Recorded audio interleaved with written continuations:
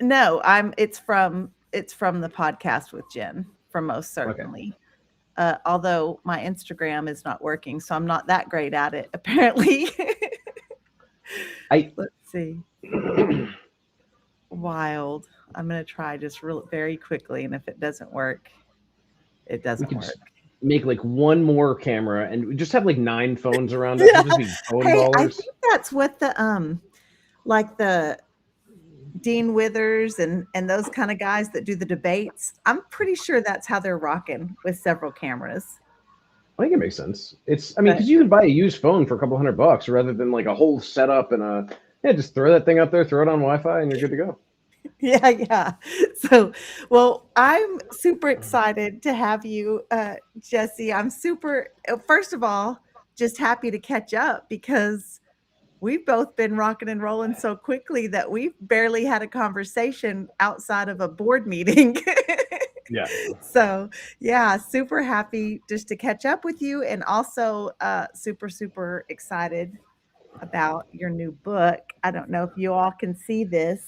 Uh, I'm so proud of you for this. This is a huge accomplishment and um, brave. And I think it's brave in a different way than social media. Uh, I think there's something about the written word that seems very permanent. And even though these videos that we put online, they're out there, they're searchable. There's something about being able to take those thoughts and those stories and put them on paper. And so, yeah, hugely impressed. Well, thank you. But also, while I'm doing that, you're out here making films and like going to festivals and going to. So yeah, you are doing your own thing that is equally impressive and is inspirational. And that's what I remember when I first met you and I first met everybody. I was just so impressed by the accomplishments, the drive, the ingenuity that this group of people who had been kind of like counted out in the world were out here doing amazing things. And I remember feeling inspired, like maybe I can do amazing things, maybe I can and get there. And I talk about it all the time. I had to drive to DC, so I've been in the car like 5 hours, 2.5 hours up, 2.5 hours back, because I was talking to this group of kids, and they're trying to see about like what is it actually like? What is prison actually like? What are the people actually like? And so I talked about the staff, I talked about incarcerated people, and one of the things I said was like, yeah, you definitely have people in there who have got a lot of trauma who don't seem to be able or willing to deal with it. And you've got most people who are just like people getting along and like need some help and need some opportunities, will do well. But then you've also got this large component of just extraordinary people who are amazing writers and storytellers and healers and listeners and like all the things. And I think we forget that the disproportionate impact of people who are gifted, who are ADHD, who are like all these different elements that lead them to be really productive and really creative and really powerful and end up in prison because they don't know how to kind of wield that power or wield the abilities they have. And when you actually get somebody on the right track and you let them go, they fly. Yeah, I think that's such a great point, and just leads right back to the talent that we saw while we were incarcerated, and the kind of people that we met in there that inspired us really to do some of the things out here. And you talk about that some in your book, and so I'm excited to hear kind of your process and that you talked about like us getting together for the first time, and we met because we you really started the prison TikTok group and you really introduced me to some of my very best friends, including you, but Carrie and Morgan and Cliff, and I mean just some really phenomenal people that happened to have ended up behind bars, that happened to end up locked up, and so you had this grand idea that we needed to get together. You remember that first I that first we didn't even have beds, Jesse. We I were still can't believe you camping. went for it. I just reached out to everybody. I had never met any of you in person. I was like, hey, you guys want to meet at a weird murder house at a farm in like Pennsylvania? And everybody went for it. It was like, looking back, it was probably a pretty bad idea, but it ended up being amazing. Yeah, in the middle of nowhere. And I see y'all in the chat. And so welcome, welcome. I see you, Brooke and Hard Rock. We're talking about I'm with Second Chancer Jesse Crosson, my good friend, and we're talking about prison and more specifically, I want to make sure that y'all are seeing his book and reaching out to read his book. And Jesse, you were recording the audio, but the audio's not available No, yet. it comes out with the book. They both come out on March 10th. I did get the preview of the audiobook, and let me tell you, if it's bizarre to like see the book or see like my words, to hear myself tell that story, especially when I get really emotional and really get heavy, it's bizarre. I'll say that started making it real. And it actually, so I was trying to figure out how to do the presentation. We're doing the book party next week, 7 days. Book comes out. We're doing a book launch. We've got a bunch of people coming. And I didn't know what to do. Do I like just sit on stage and read a chapter? Like, how do I do this? And there's a young woman who's running a restorative justice club in Central Virginia at UVA.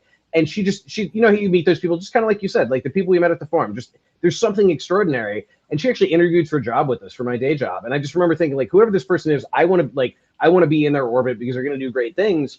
So I reached out because we were doing it at a juvenile event. Like, we managed to get a couple copies of the book to the juvenile center early because I told the kids, like, this is for you. Like, that's a big part of why I wrote this.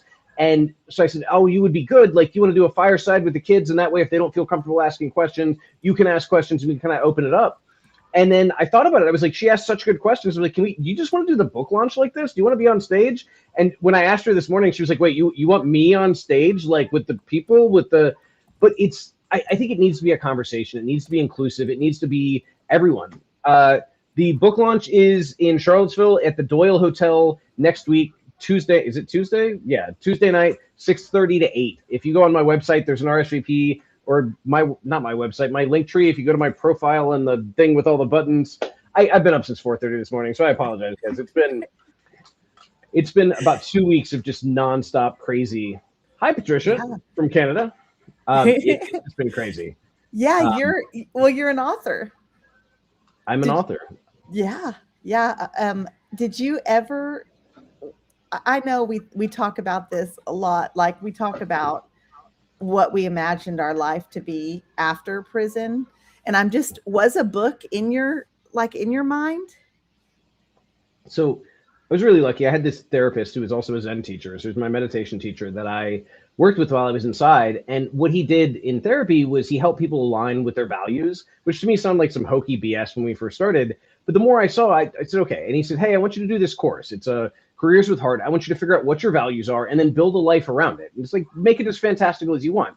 And so I remember doing this and like spending a lot of time. And my fantastical idea was that I was gonna be a writer, that I was going to do public speaking, and that I was going to work with people one-on-one. But I was like, that's never going to happen. I'm going to have to be an electrician, like whatever. And I remember I still have that. I pulled it out the other day. Like, I still have the actual paperwork. And I remember realizing one day that like the dream life that I had imagined behind bars, like I've created. And I don't know how to understand. Like, it's real. You really can manifest. Yeah. Yeah. Yeah. I love that so much. And I love even more that there are people inside of prison that did time with you. Yeah. And that are hearing about and even seeing some of your success because you're on some of the tablets and inside of prisons. Do you hear from a lot of people inside? I do. And that's one of the things I'm most excited about. So we had a couple offers for the book. One of the reasons I went with this publisher is because we're giving 500 physical copies for free and digital copies access unlimited for people who are incarcerated. So basically anybody in this country who has access to a tablet should be able to get a copy of this book and read it. And that was really important to me because I remember that, you know, for the longest time, nobody could come back in from before to speak. So like somebody who'd gotten out was just locked away forever. You couldn't visit, you couldn't do anything. And I remember the first time a guy we had been locked up with came back in to speak, we were in a gymnasium full of grown men just crying because this guy took the time out of his day to come back to the worst place he'd ever been because he cared enough about us. And so for me, the whole thing was, I want to do that for everybody inside. I want them to know like they're not forgotten. I want them to know there is a future. I want them to know there is a path. And being able to make sure that that book is available to people inside means a lot to me. And my cat is about to check my phone. Yeah, Melody's joined the live. She's on it. Jesse, you have a cat. I have a cat. This is fairly new. Oh, yeah. I always wanted a dog, but I'm gone so much. It's so chaotic. I just can't figure out how to do it. And so my mentor said, you need to get a cat. And I was like, I'm not really a cat person. I don't know. And then I went to the SPCA and I walked in and she was sitting both arms through the bars like, meow. And that was it. I brought her home and she has been the best decision I have ever made, like hands down. I love that so much. And just because I know, and probably a lot of people know because you post pictures, but you had a pet for a time during your incarceration. Well, so he wasn't mine, but yeah, Quinn.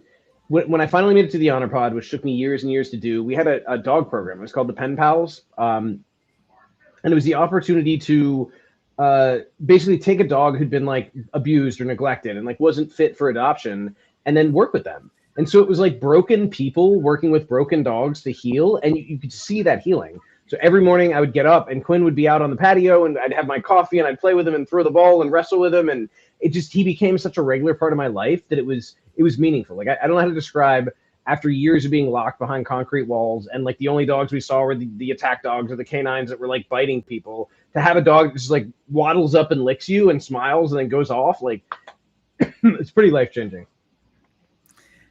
Yeah, it's incredible. We had a program similar to that, but Jesse, I did my time the hard way, and I didn't behave long enough to be a part of it.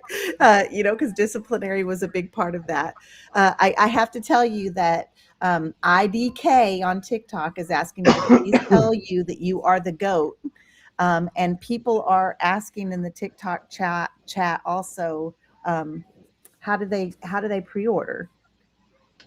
You can pre-order it on any platform, Amazon or Goodreads or any of those. Or if you go to my profile or you go to the website, there's a link and you can get pre-order information. You can get a free chapter or a preview chapter until it comes out. You can get on an email list if you're interested in events and trainings and different things we're doing. And yeah, just connect however you want. But yeah, you can go on my profile. That's probably the easiest way. Or jessecrosson.com, and there's book information, there's speaking information, there's all kinds of stuff. It's kind of turned into a really wild journey. It's not what I expected. But also, I want to get back to this because before we met, all I knew was this very sweet woman on TikTok who was like, hey, y'all, and just sweet and kind. And then we got together in Pennsylvania. And then, like, I remember this bitch acted up and I had to beat her in the shower. And I was like, excuse me? Like, what? I'm sure that I did not word it that way. So you're definitely exaggerating the story. But yeah, I didn't do my time very easily, and I think we all have to find our own ways to resist. And I think that, I'm not saying mine was the smartest way. You resisted in your own ways, but yeah, I had to figure things out. Mostly though, about mid-sentence, about mid-time, I just really just lost my mind. My mental health was bad, and that makes you not care too much about disciplinary stuff. And so yeah, there were fights and all that stuff. You never got in a fight in prison? Oh, I definitely got in fights. But I think that's the point that a lot of people don't get. They're like, oh, you go to prison, you get better. It's like, no, sometimes the conditions or the situation is so bad, you get worse. Like we send people away and they're in a position to not have the resources or not have the support to actually address the things they need to. And you see people decompensate. You see people get worse. I mean, the number of people who harm themselves, the number of people who just fell apart inside really broke my heart. And it still does. Like one of the reasons I try to go back in to tell people like there is hope, there is a future. And I've been encouraged by recent changes in the system, but it's still locking people away from the world in a way that's just not natural and not necessarily healthy. So. I am. Before we move on, let's pause because people are asking, where is your book launch, and is it open to the public then? Yes. So it is in Charlottesville, Virginia. And I know people are probably not coming from California, although apparently somebody's coming from New York, which is very cool. So it will be next week. So Tuesday night, 6:30 to 8. If you go on my link tree, like go on the profile, and then you go through the link that's there and go to the link tree. There's an RSVP. So if you want to sign up, you can see it for capacity. You can sign up. You can come. I would love to see people. We're going to do, like I said, that fireside chat. We're going to do the reading. We're just going to kind of hang out and talk to people, do a bunch of book signings. And just, I haven't had a party since I came home from prison. Like, I never felt like I had the right to. I was like, what am I going to do? Celebrate like not being in prison? This is dumb. And it'd be a birthday, and it's like, well, I can't do that. I don't have the money, or I don't have the time. And this is the first time I'm having a party, and I'm really excited for all the people in my life and all the people on the internet that I don't even like know that I know to come together and be able to talk and hang out and just have a great time. And I'm looking forward to it. Yeah, I think that's going to be excellent. I'm super excited for that. Super excited for that too. I want to go kind of spin back to what we were talking about, because I think, we were talking about change. You said something. You said you have a little hope, like you're encouraged by some of the positive changes in the system, and yet still people are locked away from their loved ones in their family. And I'm just curious to, especially, you went to prison as basically a teenager, very young, um, and you committed some crimes that some people, I mean, not heinous, but a pretty serious offense, right? And I'm just wondering what would have helped you. Is there It's something that would have been different for you that would have worked? I was speaking with one of the students at the event today that I was talking at, and she asked me about the troubled teen industry and like, do you know about that? Because she had apparently been sent away to one of these places that was terribly abusive and problematic, and eventually shut down, and there were lawsuits filed. And I think a lot of times those troubled teen programs are really problematic. But what I needed was to go somewhere else away from everything. So like whether that was to an outward bound, or whether that was to a different city or a different place, I needed to break from all the things in my life, the patterns, the dynamics, it was the people I was around, it was the places I came from. And it took that break, because in a weird way, prison was the first time that I was free of that, because it was the first time I didn't feel like I had all these expectations put on me, or all these things I had to live up to. And for the first time, if I wanted to just lay around all day, I could, or if I wanted to educate myself and exercise and better myself, I could. And so for the first time, I really made that decision while I was in prison. But if I'd been able to go somewhere else, I don't know where that would have been, but I feel like that would have made the difference. Like just getting away from people, getting away from places, and really starting over. We talk about that a lot when we're talking about like alternatives to incarceration and what that looks like. And it doesn't mean not holding someone accountable for their actions, right? But it means let's not cause more harm. So I think what you're saying is, if there was a place, a non-carceral setting, especially for like a young person as yourself was going in. What, you were 19? I just turned 18, like just after my birthday. 18. Yeah, very, very young. I'm going to highlight my honeys. She just tried to call. So I'm here, and this is why I didn't answer. I love you. Yeah. So, I think that's an excellent point, that it could have been an alternative. And what do you say? Because you're a very glass is half full kind of guy.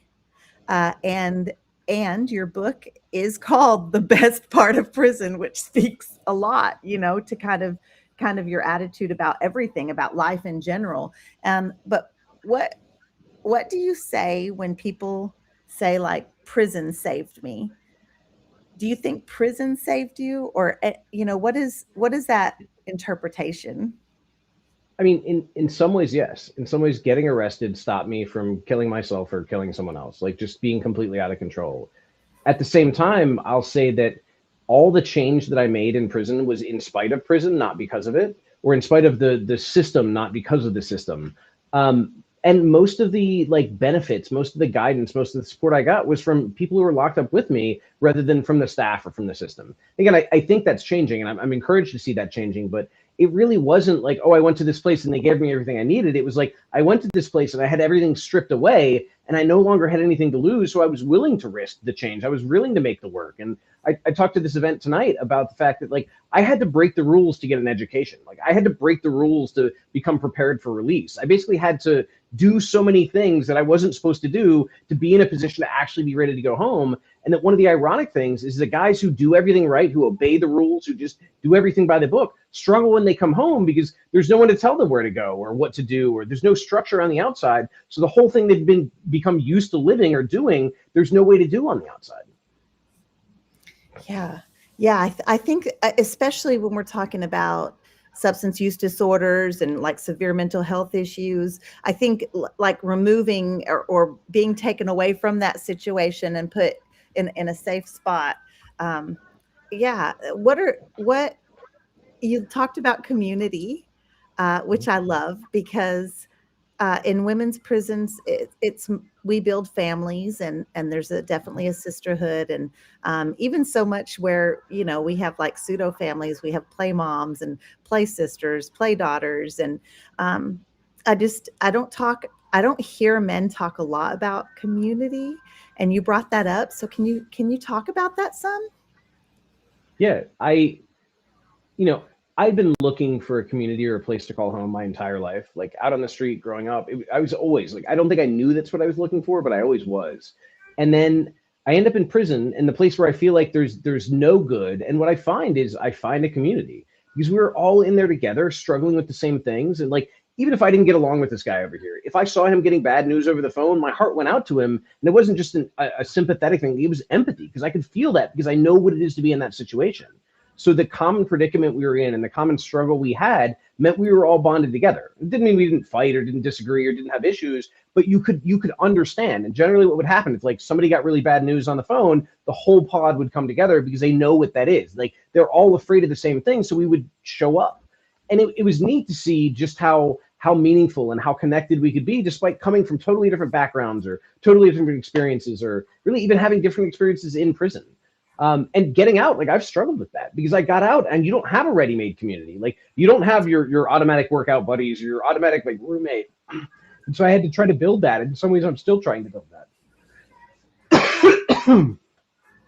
Yeah, no, I hear you totally, and I have so many friends that get out of prison and really struggle with that loneliness because we do go from, especially if we're in an open dorm situation where you have people living arm's length, sleeping arm's length from you, anytime you need to chat, anytime you have something to celebrate, you have somebody immediately to go tell. Anytime you get off the phone with good news, bad news, or the other, you have somebody to go to rec and walk with. You have somebody to watch movies with. Always, you're really never alone.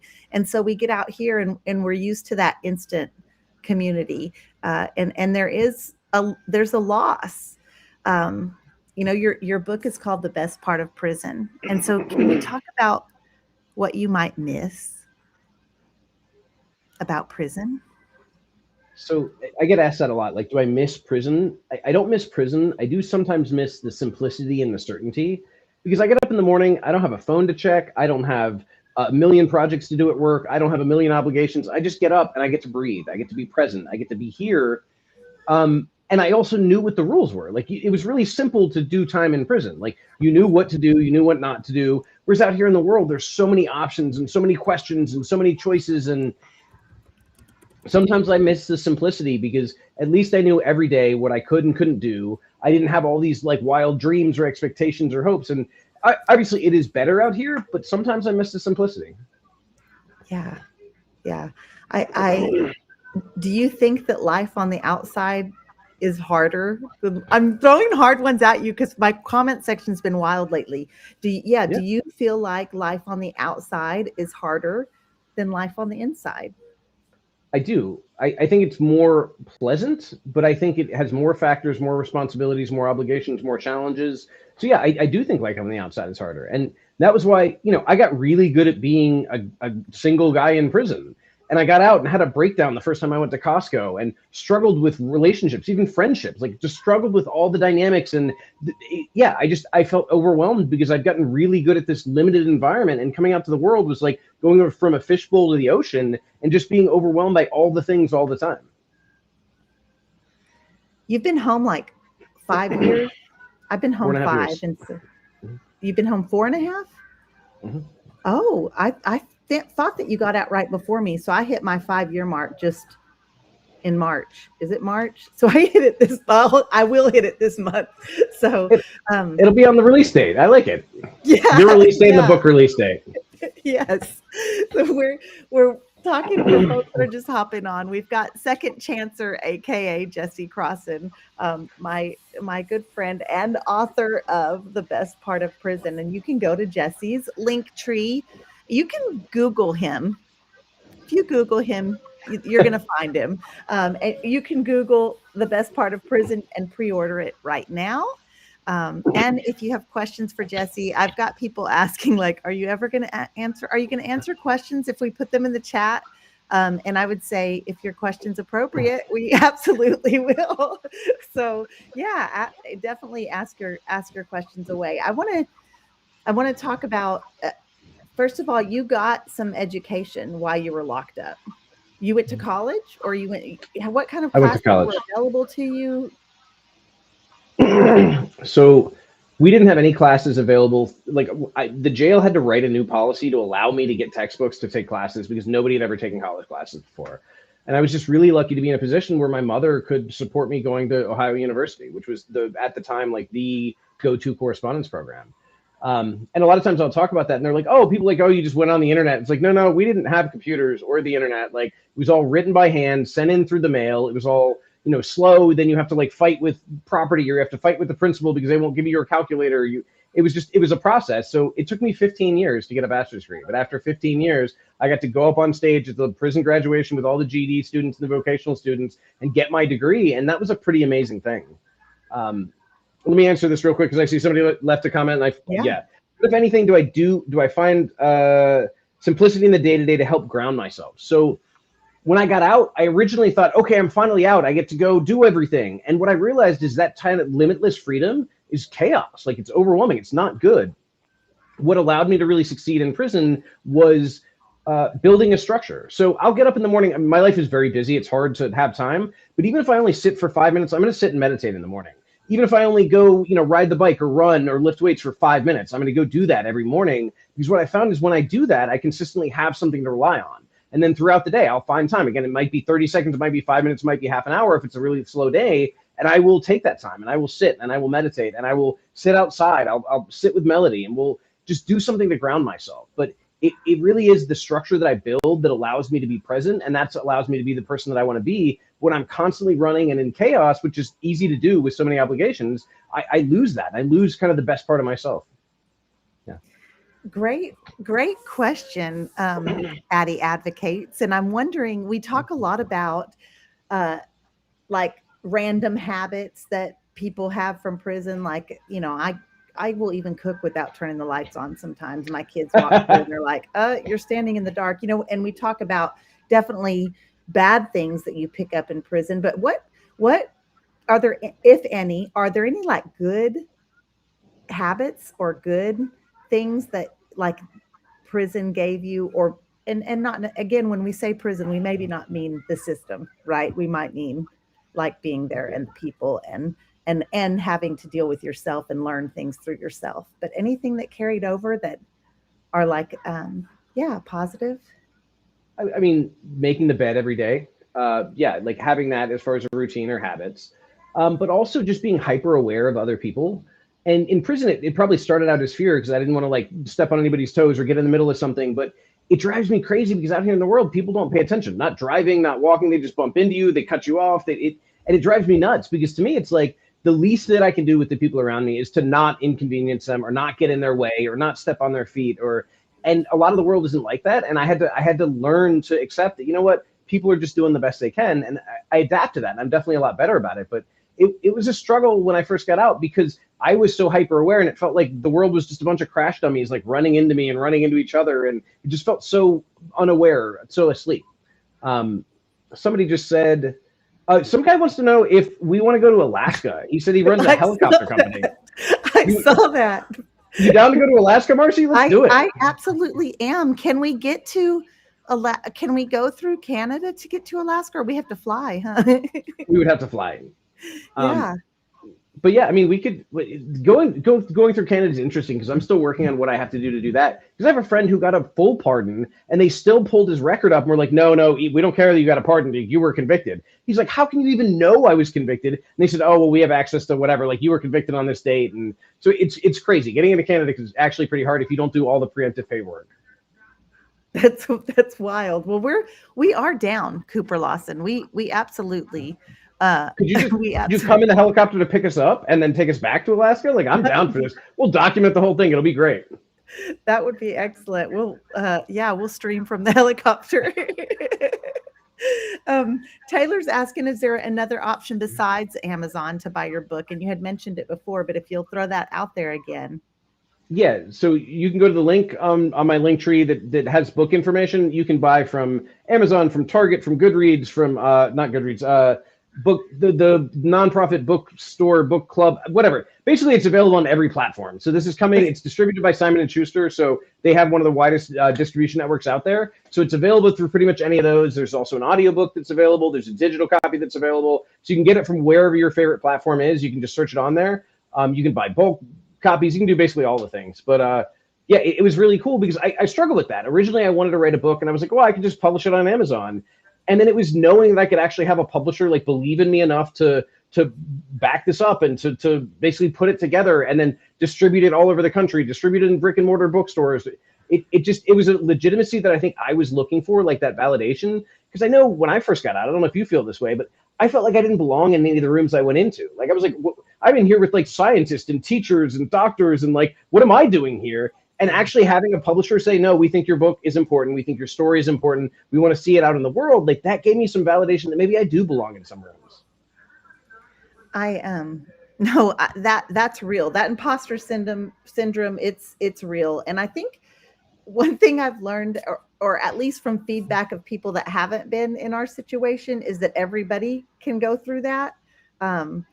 Yeah, and so it's not just folks that have been to prison, but absolutely. I mean, um, often like the amount of public speaking things that you've done, and education, and all of these accolades and things that have gotten you where you are now. I mean, you're like, how many you how many you on YouTube have you hit? What are you? How many followers do you have on YouTube, Jesse? I don't A know. ton. You got A a ton. plaque. You got a plaque. I mean, these are huge accomplishments, and you still get that feeling that maybe when you walk into rooms sometimes. It's my mentor runs like a multi-billion-dollar company, and she's confident, but she gets to the point where she's like, yeah, I have that feeling, I have that fear, and I think that everybody does. I've been in rooms full of people that are more accomplished than I ever could have imagined, and they'll say, yeah, this came up for me this time, or this.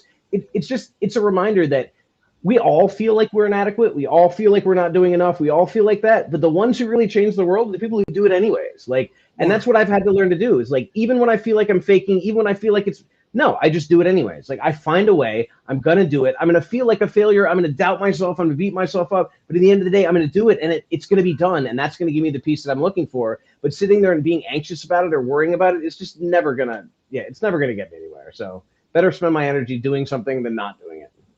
Just do it anyway. Just do Mm-hmm. it anyway. Love it. Patricia, I think that, yeah, your book's available in Canada. Anybody can order it Yeah. anywhere.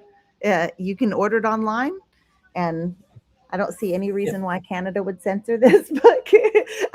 I want to talk to you um, about the process of writing and how that compared for you.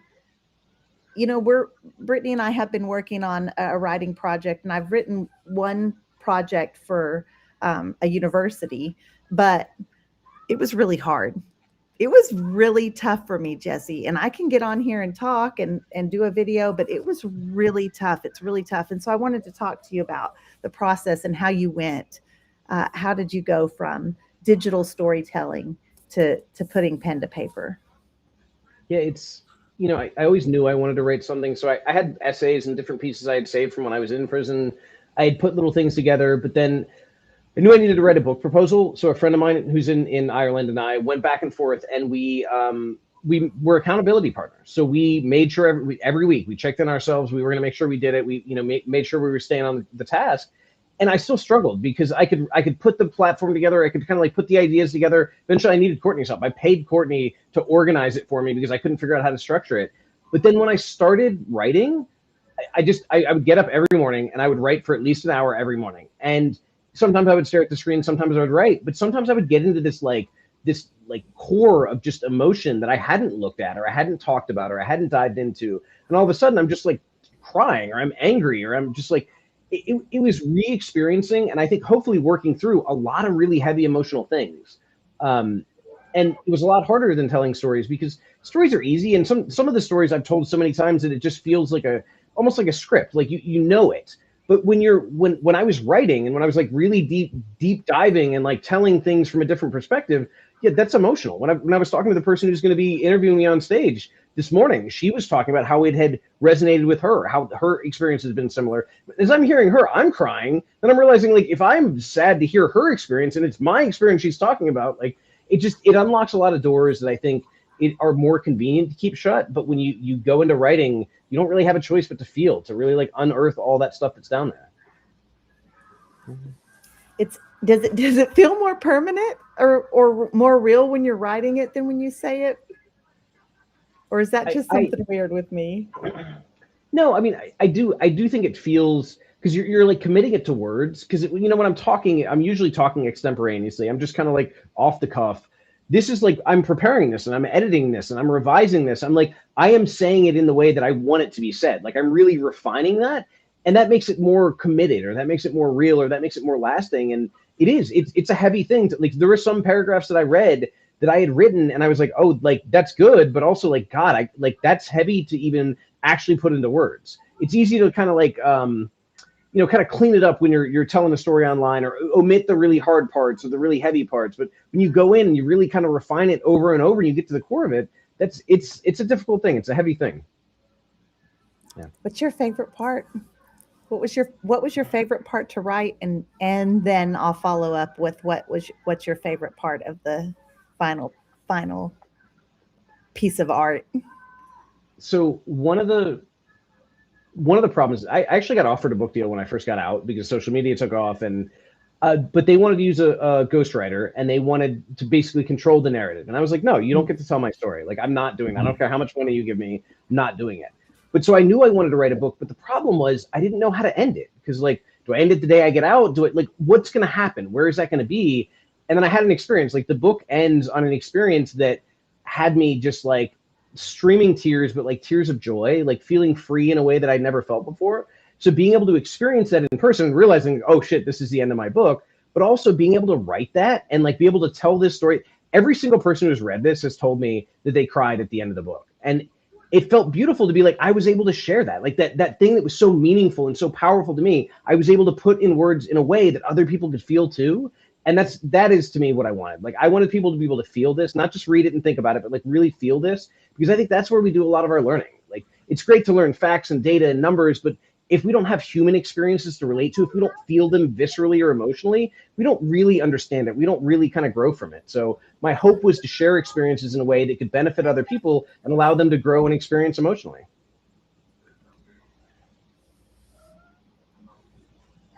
Addie Advocates is asking, is there anything you wish you would have included in the book after you've heard reactions to it now? I Or don't think so. taken out, included or not included? It's interesting. Some of the parts of this book are going to be hard for people in my life to read, both for things that I've done or said or things that they've done or said. And that's been a hard one for me to navigate. It's like how blunt and how like honest should I be in a way that it affects other people, and that's been difficult. But in the end, I knew that I needed to write and I needed to say some of the things that I had kind of kept secret for a long time or that I felt ashamed of for a long time. And so doing that was something that I needed to be free. I needed to like really be okay. I don't think there's anything I would have added. It's last or in 24 when I went on the road trip. The only reason I was going on the road trip was to finish the book or like finish the editing on the book, but also then to have a cool story so I could write a second book because I didn't feel like I could take a road trip by myself. But if I had it for a book, like then it's a work project. But then I wouldn't have done that so where I ripped my arm off because like if I hadn't felt the pressure to go and then done the motorcycle, like yeah. So I think I would go back and I would undo ripping my arm off and being paralyzed for however many months. That would be my redo. Yeah. Yeah, 100%. I yeah, no, I think that you have a following, that there are people that feel like they know you. Yeah. And then they're going to read this book and realize that they didn't know a lot about you.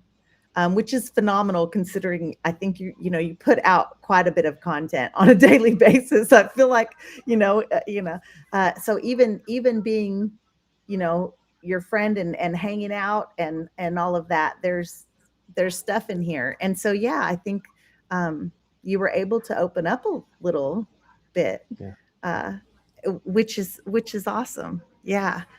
Um, our journey just started Hey, reading Brian, your book. I'm glad you like it. He was very interested in the title. Yeah, I'm hopeful. And the other thing is, like I said, I wrote it because I was still trying to figure myself out, or figure my story out, or figure my experience out. And then I thought I was writing it for people inside because I wanted to inspire them or give them hope. But the number of like early readers, or galley readers, or arc readers that have reached out and said, who have never been to prison, but have said like, this story speaks to me, or like, this was what I needed to hear, or this inspired me, or I think that made me realize that there are a lot of people in the world who are struggling with the same things that we were struggling with in prison.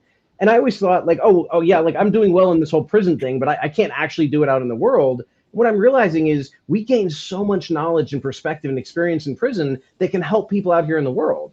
And my Yeah. story and the things that I've learned and the things that I shared are just as applicable to people out here as they are to people still in prison. And my whole journey to try to help people be free, it feels even more expansive, and it feels like there's even more potential now that I realize that people in the world connect with it just as well as somebody inside. Yeah, I mean, you're talking about, and I took the comment down while you were talking because it's covering your face. But yeah, Levi said my name, said a lot of things you talk about parallel nicely with the therapy DBT groups I'm in, even not having been to prison myself.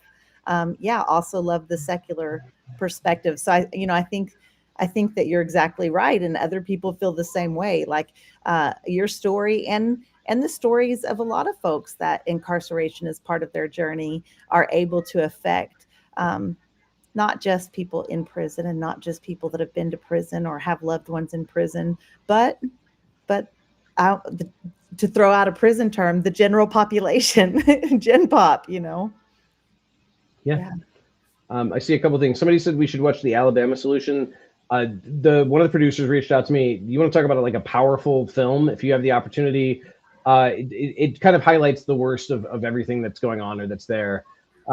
Additionally, Beth said is asking if I can help him. I think you said before about like trying to help your husband write a book. I don't know how to help your husband write a book. I'm not like to write a book. You just have to write a book. Like I don't know what I could do to that. If he finishes a book or gets a proposal or has something substantial, I'm happy to connect him with an agent or connect him with a publisher in any way I can. But I can't help somebody write a book. That's a very personal like that's just the work. Yeah, and yeah, Levi made it to the big screen. I think that's Yeah. we're all going for something. I'm gonna make it to the big screen one Right. day. Goals, hashtag goals. Excellent. Um, I know that I don't want to I don't want to cut it short because we've only been on about 45 minutes. And also you've had a very long day. So I want to make sure anybody that's hopped on maybe after we started, you all can hit up Jesse on his link tree, which is in his profile, and it's on your profile across all platforms Yeah. because we've got people watching across all platforms here. So yeah, you can hit them up. You get your pre-order on. The book launch is March 10th, and the details about that are there also. Whitney, I appreciate you showing up for Jesse and giving me a follow anyway. And I'm super excited. We'll have to hop on here again really quickly, maybe for a follow up. I would love to talk to you after the book's been out for a few months and how that feels. I'm curious how it feels because it's going to do big things. Lots of people are going to read this book. And I'm curious as to how it feels after a lot of people. Yeah. I Yeah. will have to see. But it's funny. I've had people reaching out, and people are like, "Hey, I want to buy your book for my book club, but like, will you come hop in a virtual like Zoom?" And I was like, "Yeah." I said that at first, but then it was so many book clubs. I was like, "Okay, guys, like, yes, but also like we're gonna have to like maybe Zoom all together, or like maybe do one a week, or yeah, it's." I mean, you know how it is when you get into projects and you get slammed, and you have 2 day jobs, and you're trying to do a book or trying to do a movie like you're doing, or it just becomes a lot. So yeah, I definitely need some downtime. I was somebody is insisting that I take Saturday and Sunday and just unplug and like relax this weekend because with the book, with South by Southwest, which I literally we have the book launch party and then I go spend 12 hours in a prison the next day. So it's like it's a bit of a juxtaposition, but I'm gonna try to like relax. I'm gonna try to slow down. And who's gonna play Jesse in the movie? I don't know. That's a good question. Y'all tell us. Y'all tell us who plays Jesse. Somebody so one of the old pictures, like my little like model pictures said what did you say, said that Timothy Oliphant, which should be like me, which I don't know, and then somebody said what is my grown self, I can't remember. But anyways, yeah, you go. Susan just read this book. She stayed up, well, tried to stay up all night reading it, but apparently fell asleep because of the ocean. So thank you, Susan. I hope you enjoyed it. You're at the beach, you know, hanging out and reading a copy, and I appreciate it. I appreciate all the support, and yeah, I don't know. I feel like my brain is shutting down because I've been awake for like 18 hours and 20 hours or something. Oh yeah, I'm normally in bed by 9. Like I had to drive back from DC, otherwise I'd have been here. But yeah. I'm hopeful, and I'm excited about all your stuff. Like you go take over the film world. I'm gonna do my book launch, and then we're gonna meet in the middle somewhere. Yeah, that sounds great. You can write my next script. I've got funding for 2 more films. So yeah, the writing is the hardest part for me, which is why I wrote a collective narrative. Like it, even though it's a big part of my story, it feels like it's other people's story. It's a lot easier to put on paper for me. So yeah. Tracy's funny. Tracy's got jokes on here about where's her child support. And Levi says Jason Statham could play you. Nice. Okay. I'll take it. Yeah, for sure. You guys are doing good. You, Marci, you also have to know that in the men's prisons, a lot of time. Patrick, stop. Patrick, stop. I shouldn't have put that on the screen. Okay, y'all. So go to Jesse's link tree. Pre-order your book. If you are in or feel like traveling and meeting Mr. Crosson for a live fireside chat and community, then you can check out the book launch that's going to be March 10th. Jesse, friend, I'm just so proud of you. And also, am I going to see you? I'm going to be in Austin in like a week and a half. Are you going to be? I'm there the 12th to the 18th. I'm sure I can come. I'll probably have to be there for something. Oh, I have my computer in front of me. I was like, I don't have my phone, but actually, I'm sure. Well, because we were trying to figure out if there's a place to do like an event, like you and I and whoever's in Texas can get together, or we can do a book signing, or we can do something for college students, or like criminal justice students, or people that are interested.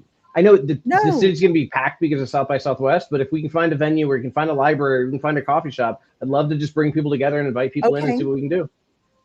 Okay, well, we'll talk outside of that, but let's just set it up.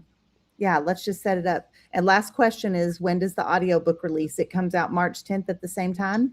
Same day. Excellent. And yeah, let me tell you, reading the book, because I had this big fear when I went in to record it. I was like, man, I'm going to read this and it's not going to be good enough. Like, I'm not like, because I always beat myself up as an author, as a creator, as a whatever. And I read it and I was like, holy I think it's actually pretty good. Like, and that was a big moment for me, because it was a moment I started to believe, because up till then I was finding all the reasons why it wouldn't work. And I started to believe like, oh, this is actually good. It's actually going to make a difference. Yeah.